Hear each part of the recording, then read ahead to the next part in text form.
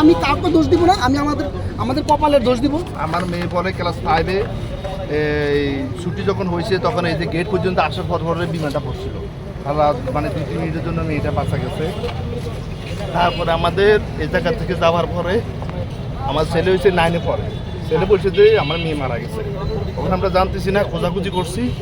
তারপরে আমরা এটা পরে আপাতত মেয়ে আমার একটু কানের সাউন্ড আসছিল, আপাতত তখন ভালো আছে আল্লাহ দিলে। আর আমার পাশে যে বিল্ডিংয়ে ফেলাটা থাকে তার লাশ এখনও পাওয়া জানো। আবার আমার মেয়ের মানে আমার মেয়ে 5 তার 2-তে পরে এই জায়গায় তারা স্থানীয় মানুষ, তারাও এবার লাশ পাওয়া জানো।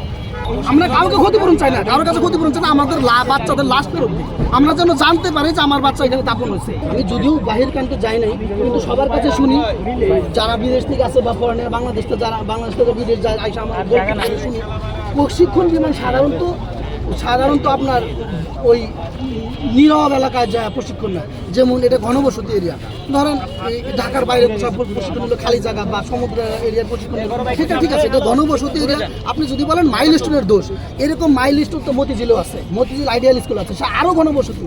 তাহলে যদি বলেন মাইলস্টোন স্কুল এখানে করলো কেন, এটা কি তাদের দোষ? তাদের দোষ না, দোষ হচ্ছে আপনাদের। তবে সর্বোপরি আমি কাউকে দোষ দিব না, আমি আমাদের কপালের দোষ দিব।